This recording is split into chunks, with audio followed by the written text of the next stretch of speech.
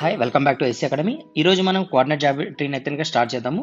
First మనం preparation plan చూడండి. First regular ఉన్న టాపిక్స్ అన్ని కవర్ చేద్దాం. తర్వాత ప్రీవియస్ ఇయర్స్ క్వశ్చన్స్ అన్ని ప్రాక్టీస్ చేద్దాం. ఇవి రెండు అయిపోయిన తర్వాత మీకు ఏదైతే కాలేజ్ నోట్స్ కానీ మీ నోట్స్ ఏదైతే ఉందో దాంట్లో క్వశ్చన్స్ని ఈ మోడల్లోనే ప్రాక్టీస్ చేయండి.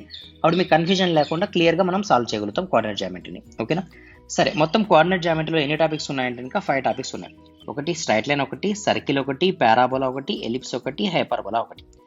మనం ఎలా ప్రాక్టీస్ చేస్తాం? ఫస్ట్ స్ట్రైట్ లైన్ తీసుకుంటాం. దీంట్లో ఉన్న మొత్తం ఫార్ములాస్ అన్ని ఎన్ని ఉన్నాయి, మోడల్స్ ఎన్ని ఉన్నాయి చూస్తాం. ఇవి చూసిన తర్వాత నెక్స్ట్ మనం ఏం చేస్తాం, ప్రీవియస్ ఇయర్స్ క్వశ్చన్ చేస్తాం. ఇది అయిపోయిన తర్వాత మీరు మీ నోట్స్లో ఉన్న క్వశ్చన్స్ని ఇదే మెథడ్లో ప్రాక్టీస్ చేయండి. అర్థమైందా? సో మనం ఫస్ట్ ఏం స్టార్ట్ చేద్దాము, ఫస్ట్ స్ట్రైట్ లైన్ని స్టార్ట్ చేద్దాం.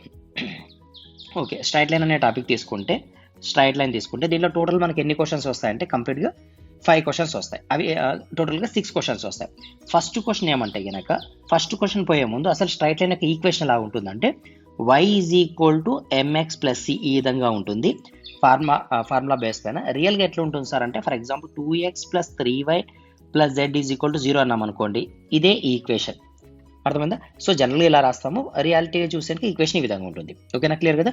సరే, ఇప్పుడు మనం లైన్స్ గురించి మాట్లాడుతున్నాం, స్ట్రైట్ లైన్స్ గురించి. కాబట్టి క్వశ్చన్స్ ఏముంటాయంటే, యాంగిల్ బిట్వీన్ ద 2 లైన్స్, అంటే 2 లైన్స్ ఉన్నాయి, వీటి మధ్యలో ఉండే యాంగిల్ ఎంత? ఫర్ ఎగ్జాంపుల్ ఇవి రెండు 2 లైన్స్, వీటి మధ్యలో ఉండే యాంగిల్ ఎంత అంటే తీటా అనేది క్వశ్చన్. సెకండ్ క్వశ్చన్ తీసుకుంటే ఇవి రెండు లైన్స్ ఎక్కడ ఇంటర్సెక్షన్ అవుతాయి అంటే, ఇలాగే పోతాను అనుకోండి, ఎక్కడో చోట ఇంటర్సెక్ట్ అవుతాయి కదా, ఆ పాయింట్ ఏది అనేది సెకండ్ క్వశ్చన్. అర్థమైందా? నెక్స్ట్ థర్డ్ క్వశ్చన్ తీసుకుంటే distance between the point and line. ఒక లైన్ ఉంది, ఒక పాయింట్ ఉంది, వీళ్ళ మధ్యలో ఉన్న డిస్టెన్స్ ఎంత? సో ఫస్ట్ క్వశ్చన్ ఏమి, angle between the 2 lines, intersection between the 2 lines, distance between the point and line, ఇది థర్డ్ క్వశ్చన్. సరే, తర్వాత ఫోర్త్ మోడల్ ఏముంది సార్ మనకు అంటే, ఇంకా fourth model distance between the 2 lines. So ఈసారి ఏముంది, distance between the 2 lines, so వీటి మధ్యలో ఉన్న డిస్టెన్స్ కనుక్కోవాలి. ఇది fourth question, fourth model. Next fifth model ఏముంది సార్ అంటే కనుక, ఫిఫ్త్ మోడల్లో మనం ఏం నేర్చుకుంటామంటే, ఒక పాయింట్ ఇస్తాడు, అంటే జస్ట్ ఒక పాయింట్ ఇస్తాడు, ఈ పాయింట్ ద్వారా పాస్ అయ్యే ఈక్వేషన్ని మనల్ని డ్రా చేయమంటాడు, అంటే డిరైవ్ చేయమంటాడు, ఈక్వేషన్ మనల్ని డిరైవ్ చేయమంటాడు. సరే, అదే విధంగా నెక్స్ట్ క్వశ్చన్ ఏముంది సార్ అంటే కనుక సిక్స్త్ క్వశ్చన్ ఏం చేస్తా అంటే 2 పాయింట్స్ ఇస్తాడు.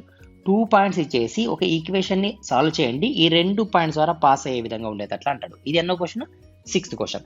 అంటే కంప్లీట్గా మనకి ఎన్ని క్వశ్చన్స్ వస్తాయి సార్ అంటే, స్ట్రైట్ లైన్ నుంచి ఈ 6 వస్తాయి, ఇంకా వేరేవి రావు. క్లియర్ కదా పాయింట్? ఓకే, ఫస్ట్ క్వశ్చన్ ఏమి, 2 లైన్స్ ఇస్తాడు, యాంగిల్ కనుక్కోవాలా, intersection between the 2 lines, distance between the line and point, distance between the 2 lines, find the equation passing through the point, find the equation passing through the 2 points. Clear కదా concept straight లైన్ది? సరే, ఎగ్జాంపుల్కి ఇది మనకి 2 lines అన్నాడు, for example 2 lines అన్నాడు. ఒక first లైన్ది equation ఇది అనుకుందాం. సెకండ్ లైన్కి ఏమి ఇష్టం అంటే 3x - 4y - z = 0 అన్నాడు. ఇది సెకండ్ ఈక్వేషన్. ఈ రెండు equation means nothing but line, first line second line. ఈ రెండు లైన్లకు సంబంధించి అంటే ఈ రెండు లైన్లకు సంబంధించిన యాంగిల్ కనుక్కోమంటాడు, ఇంటర్సెక్షన్ కనుక్కోమంటాడు, ఒక పాయింట్ ఇస్తాడు. పాయింట్ అంటే నథింగ్ బట్ 2,3 అని, ఈ విధంగా దీన్ని పాయింట్ అంటాం. ఓకేనా? ఒక పాయింట్, ఒక లైన్ ఇస్తాడు, 2 లైన్లు ఇచ్చి డిస్టెన్స్ అడుగుతాడు, ఒకటే పాయింట్ ఇస్తాడు, ఈక్వేషన్ని ఫైండ్ అవుట్ చేయమంటాడు, లేదా 2 పాయింట్స్ ఇస్తాడు, ఈక్వేషన్ని ఫైండ్ అవుట్ చేయమంటాడు. అర్థమైంది? గివెన్ డేటా ఎలా ఇస్తాడు? సరే, ఇప్పుడు మనం ఏం తీసుకోవాలా, ఫార్ములాస్ని తీసుకున్నాం. సో యాంగిల్ని ఫైండ్ అవుట్ చేయమంటే formula cos θ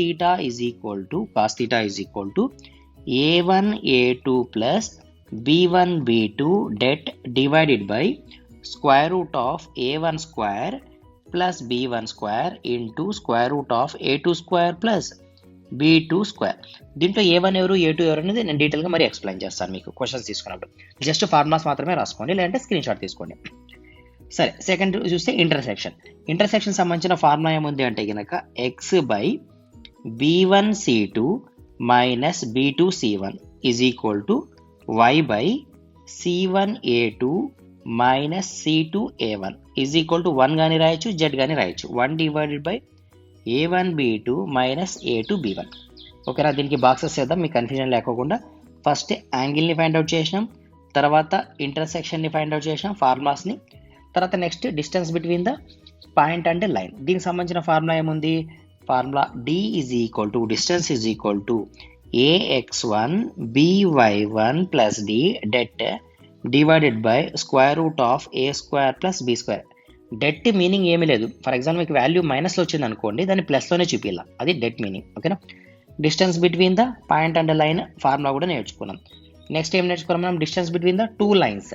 distance between the two lines సంబంధించిన ఫార్ములా ఇక్కడ రాస్తాను, స్పేస్ లేదు. C1 minus C2 by A1 square minus B1 square. ఇది distance between the two lines సంబంధించిన ఫార్ములా. ఇంకా నెక్స్ట్ ఫార్ములా ఏముంది మనకు, ఫిఫ్త్ ఫార్ములా. అంటే ఒక పాయింట్ ఇచ్చి ఈ ఈక్వేషన్ని ఫైండ్ అవుట్ చేయమంటారు, ఒక సింగిల్ పాయింట్ ఇచ్చేసి. సో ఫైండ్ ద ఈక్వేషన్ అన్నప్పుడు మనం ఆ ఫిఫ్త్ ఫార్ములా ఇక్కడ రాస్తాను. ఫిఫ్త్ ఫార్ములా ఏమంటే AX plus BY plus C is equal to 0. ఇది ఫిఫ్త్ ఫార్ములా, అంటే ఒక పాయింట్ ఇచ్చి ఈక్వేషన్ని ఫైండ్ అవుట్ చేయమంటాడు. సరే సిక్స్త్ ఫార్ములా అంటే 2 పాయింట్స్ ఇచ్చి 2 పాయింట్స్ ఇచ్చి ఫైండ్ ద ఈక్వేషన్ అంటాడు, అది సిక్స్త్ ఫార్ములా. ఫార్ములా ఏం రాస్తానంటే y minus y1 by y2 minus y1 is equal to x minus x1 by x2 minus x1. Clear కదా ఫార్ములాస్? ఒకసారి రివిజన్ చేస్తా చూడండి. Angle between the two lines formula cos θ is equal to a1 a2 plus b1 b2 by square root of a1 square plus b1 square square root of a2 square plus b2 square. సరే repeat చేసి time waste ఎందుకులండి, మీరు screen shot తీసుకోండి లేదా నోట్స్లో రాసుకోండి. Total 6 formulas, దీనిపైనే అన్ని questions వస్తాయి, ఇవి మనం ప్రాక్టీస్ చేద్దాం. క్లియర్ కదా ఇంతవరకు? సరే ఒక ప్రీవియస్ ఇయర్ క్వశ్చన్ ప్రాక్టీస్ చేద్దాం మనము. Find the point of intersection of the line 5x minus 7y plus 1 is equal to 0 and 2x plus 5y minus 11 is equal to 0. So ఇది మనం ఎన్నో మోడల్ కింద తీసుకున్నాము, సెకండ్ మోడల్ కింద చెప్పినాం intersection. దానికి సంబంధించిన ఒక ఫార్ములా కూడా చెప్పినాం, ఏమని, x by b1 c2 minus b2 c1 is equal to y by ఏదో ఈక్వేషన్ చెప్పినాం, పెద్దగా ఉంది ఈక్వేషన్. సో అంత పెద్ద కూడా వద్దు, ఇంకా కొంచెం దీన్ని సింప్లిఫై చేద్దాం, ఇంకా ఈజీగా చెప్తాం. ఎలా చెప్తానంటే ఫర్ ఎగ్జాంపుల్ ఇక్కడ చూడండి, మామూలు ఈక్వేషన్ ఏముంటుంది, a1 x1 plus b1 y1 plus c is equal to 0, c1 is equal to 0. Next a2 x2 plus b2 x2 plus c2 is equal to 0. ఇంతే కదా ఉండేది. సో నేను దీన్ని ఏమనుకుంటా అంటే మ్యాట్రిక్స్ కింద అనుకుంటా, మ్యాట్రిక్స్ మోడల్లో అనుకుంటా. సో మ్యాట్రిక్స్ మోడల్లో మనం ఎక్స్ని ఫైండ్ అవుట్ చేయాలంటే ఎక్స్ని క్లోజ్ చేద్దాం, ఓకేనా. ఎక్స్ని క్లోజ్ చేస్తే ఇక్కడ ఏమొస్తుంది చెప్పండి, ఎక్స్ని క్లోజ్ చేసిన, సో ఫార్ములా రాస్తాను ఎక్స్, ఓకేనా. ఇప్పుడు నెక్స్ట్ ఏం రాయాలా, ఏడి మైనస్ బీసీ, మ్యాట్రిక్స్ మాదిరిగా ఏడి మైనస్ బీసీ అంటే AD b1 into c2 minus BC, AD minus BC అంటే మనం కావాలంటే b2 c1 రాయొచ్చు ఈజ్ ఈక్వల్ టు, అదేవిధంగా మనం ఏం కనుక్కోవాలా, వైని ఫైండ్ అవుట్ చేయాలి. సో వైని ఫైండ్ అవుట్ చేయాలంటే మనం ఏం క్లోజ్ చేయాలా, వైని క్లోజ్ చేయాలి, అంతేనా. వైని క్లోజ్ చేస్తే ఏమొస్తుంది చూడండి, AD, so a1 c2 minus c1 a2 is equal to z రాయొచ్చు లేదా 1 కూడా రాయొచ్చు. సో ఇక్కడ 1 పెట్టినాను, కాన్స్టాంట్ వాల్యూ కాబట్టి 1 పెట్టినాను. ఏడి మైనస్ బీసీ, ఏడి అంటే a1 b2 minus b1 a2. అర్థమైందా ఫార్ములా? మీరు బై హార్ట్ చేయాల్సిన పనే లేదు ఫార్ములాకి, ఇదే ఫార్ములా నేను ఇంతకుముందు చెప్పినది మీకు. క్లియర్ కదా, అర్థమైందా క్లియర్ కట్గా? సరే ఇంతవరకు అర్థమైంది. ఇప్పుడు చూద్దాం మనం వాల్యూస్ సబ్స్టిట్యూట్ చేద్దాం. సార్ వాల్యూ సబ్స్టిట్యూట్ చేయాలంటే a1 a2 b1 b2 ఎవరు, ఏమీ లేదు కన్ఫ్యూజన్. చూడండి ఇది a1 వాల్యూ, ఇది b1 వాల్యూ, ఇది c1 వాల్యూ, ఇది a2 b2 c2. According to formula substitute చేసుకుంటే వెళ్ళిపోదాం. x divided by b1 value ఎంత ఉంది మనకు, -7 ఇంటూ c2 వాల్యూ ఎంత ఉంది, -11. దీన్ని బ్రాకెట్లో పెడదాం, మైనస్లు కాబట్టి. తర్వాత b2 వాల్యూ ఎంత ఉంది, 5 ఉంది. c1 వాల్యూ ఎంత ఉంది, 1 ఉంది. Is equal to y divided by a1 value ఎంత 5, c2 వాల్యూ ఎంత -11. అర్థమవుతుందా? సో c2 వాల్యూ ఎంత ఉంది, -11 ఉంది. తర్వాత మైనస్ c1 వాల్యూ ఎంత 1, a2 value 2 is equal to 1 divide by a1 value 5, b2 value 5, అది కూడా 5 ఉంది, minus b1 value -7, a2 value 2. ఓకేనా, దీన్ని సింప్లిఫై చేద్దాం. x divide by -7 minus into minus plus అవుతుంది, 7 11 77 minus 5 1 5 is equal to y divided by 5 11 55 minus ఉంది కాబట్టి minus 2 1 2 is equal to 1 divided by 25 minus 7 2 14 -14 minus of minus plus 14 అయింది, అంతేనా. Clear కదా. సరే దీన్ని సింప్లిఫై చేద్దాం. x డివైడెడ్ బై 77లో నుంచి 5 పోతే 72 is equal to y divided by 2 మైనస్లే కాబట్టి -57 is equal to 1 divided by 5 plus 4 9 39. Clear కదా, అర్థమైందిగా కంప్లీట్గా.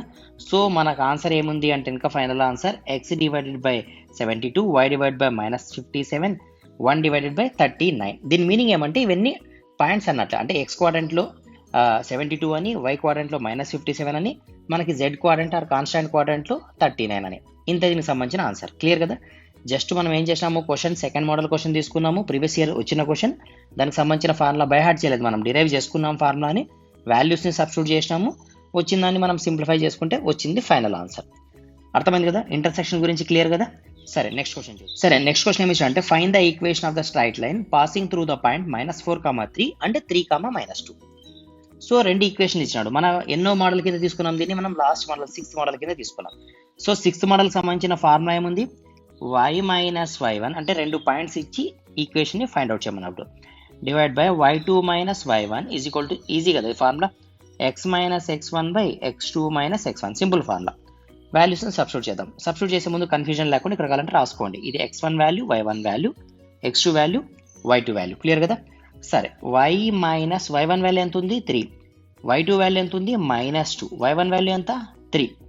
ఫార్ములాలో మైనస్ ఉంది కాబట్టి మైనస్ పెట్టాం. Is equal to x value x, x1 value -4 కాబట్టి -(-) +4 అయింది.